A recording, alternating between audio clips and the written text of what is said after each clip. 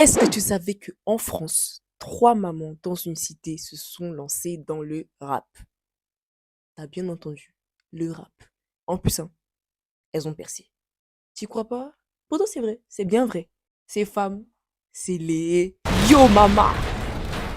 Oui, Yo Mama. Voilà, je suis gênante. Bref, je vous mets l'extrait. My nigga, my rebel, my bop tout. Cette orphelin, Samira, c'est pas ton fils là? Un clip fait polémique. On a même pu discuter avec eux, on a tout essayé. Si on n'arrive pas à parler à nos enfants et qu'ils n'écoutent que du rap. Alors on va leur faire du rap. Wesh, ya. Il faut dire sale. Tous les petits disent sale, tout le temps ils disent sale. Ta chambre est sale. Dégoûte. Non. On les connaît pas. Depuis quand une maman ça fait du rap? Vos fils font du rap, donc pour les en empêcher, vous faites du rap. Ce film de Leila Si met en scène 3 mères de famille qui n'arrivent plus à communiquer avec leur fils. Et donc, pour se faire comprendre, elles vont faire du rap. Puisque leur fils rappe et ne comprennent que le langage du rap, elles vont rapper. Jusqu'ici, je pense que vous me suivez. Mais je pense qu'il y en a quelques-uns quand même qui se disent mais quel rapport avec le débat incessant? Le débat auquel je fais référence dans cette vidéo, c'est le débat au sein de la communauté chrétienne sur les musiques populaires. Drill, rap, reggae, hip-hop, rock, jazz. La liste, elle est longue. Pour tous les styles musicaux que je viens de citer, et encore, je ne les ai pas tous cités, beaucoup de personnes diront Mais c'est la musique du diable. aujourd'hui, on va démystifier ça. Petit cours d'histoire. La musique a été créée par Dieu. Jusqu'ici, on me suit.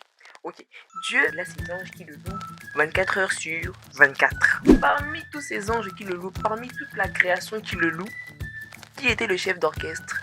Lucifer, plus communément connu sous le nom de Satan. Voilà.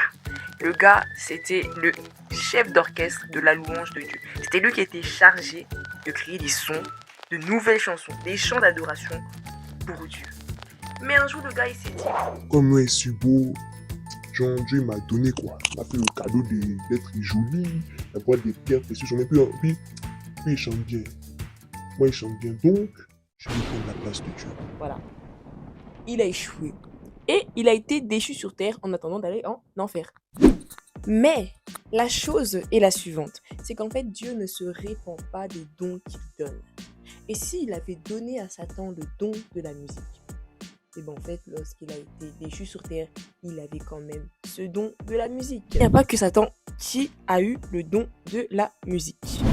Vous connaissez tous ces personnalités connues du milieu du gospel telles que Enawana, Deborah Lukalou, Kirk Franklin, The Clark Sisters, Lee Song ou encore Tasha Cobbs. Sans aucun doute, ces personnes sont ointes. Nous sommes tous appelés à adorer, mais il y a des personnes qui ont un ministère particulier dans la musique, comme ces personnes. Et personnellement, je pense aussi que des célébrités séculières telles que Nicki Minaj, Beyoncé, Michael Jackson, Rihanna, Tina Turner et j'en passe, ont un don particulier pour la musique. Et étant donné que Dieu ne se répand pas des dons qu'il donne, puisque tout don parfait nous vient d'en haut. Cependant, lorsque ce don n'est pas utilisé pour la gloire de Dieu, Satan intervient et il corrompt ce don afin que la personne l'utilise non pas à la gloire de Dieu, mais à la gloire du monde, grosso modo à sa gloire à lui. Je prends un exemple simple.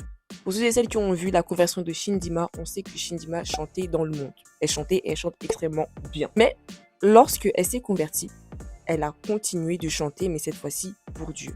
Et on voit ici un don qui au départ était utilisé à la gloire du monde, à la gloire du diable, mais que lors de sa conversion, ce don a continué de se développer, mais pour la gloire de Dieu.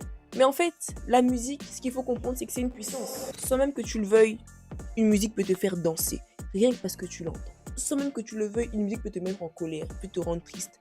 La musique transmet des émotions, c'est une puissance. Et le diable le sait pertinemment. Donc qu'est-ce qu'il s'est dit? J'ai besoin de pervertir la création humaine. J'ai besoin de faire passer des messages, mais comment? La musique.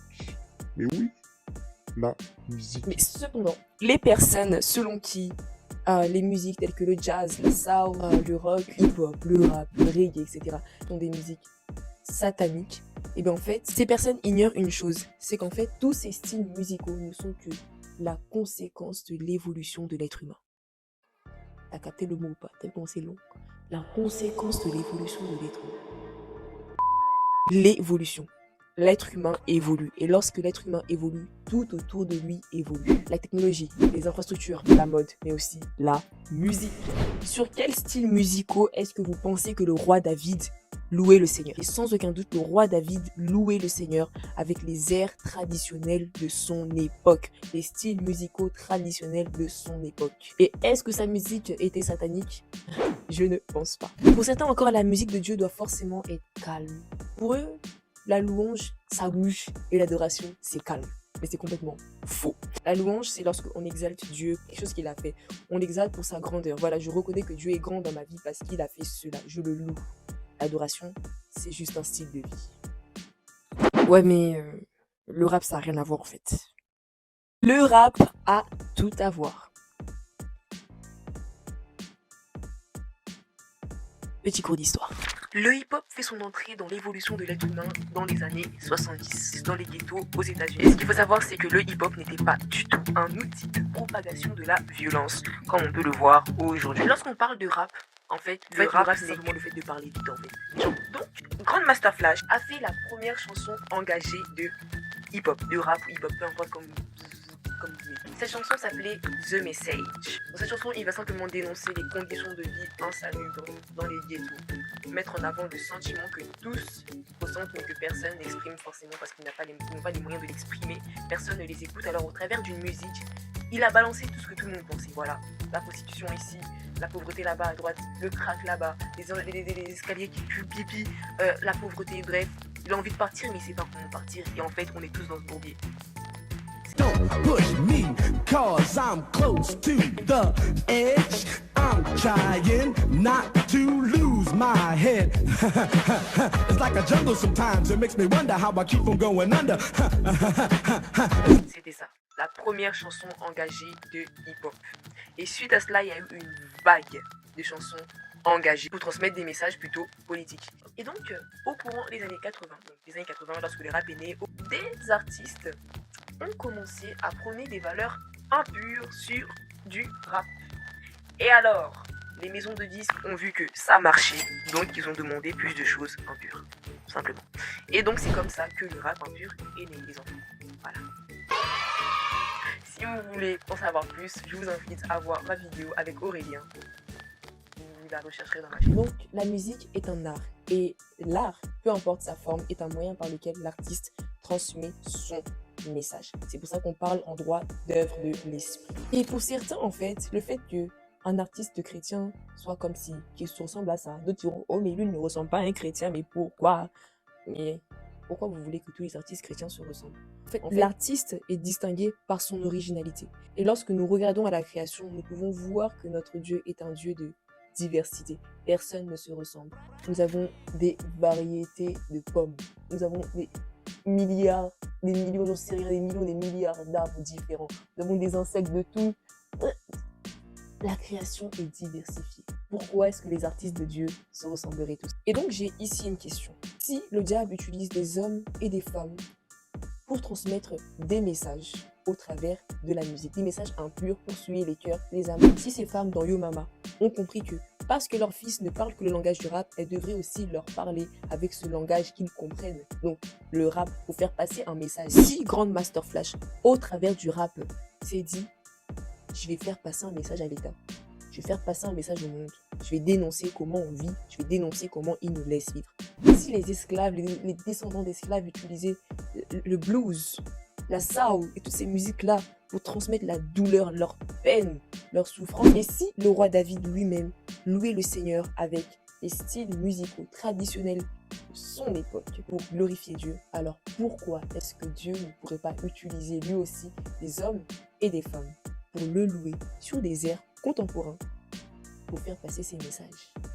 Le message du royaume des cieux, l'évangile. En effet, il est toujours question de code. Pour être compris, il faut s'adapter à ses auditeurs. C'est-à-dire qu'un jeune étudiant vivant dans le 4e arrondissement de Paris et qui est baigné dans son arrondissement n'écoutera pas forcément les mêmes styles de musique qu'un jeune qui vit à Saint-Denis, un jeune étudiant aussi qui vit à Saint-Denis et qui est aussi totalement baigné dans cet univers. Tu pourras m'entendre, me comprendre, tu ne le pourras pas.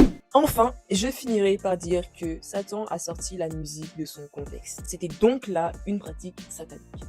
Mais le fait de dire que la musique pop, rock, rap, hip-hop, reggae, soul, etc., jazz et j'en passe, est satanique, eh bien c'est aussi une pensée satanique parce que c'est un mensonge. En effet, la musique inspirée par Dieu a 3 fonctions.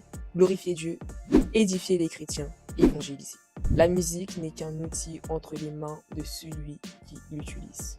Donc voilà, c'était tout pour moi. On se retrouve pour une nouvelle vidéo sur LGS Media. Peace. Ils disent que le rap est satanique parce que ça vient du monde. Montrez-nous la musique qui vient du ciel. Je me présente, je suis KS, ça veut dire qu'on est sous les man. Je suis ce nouveau, salut ma famille paternelle qui est musicale.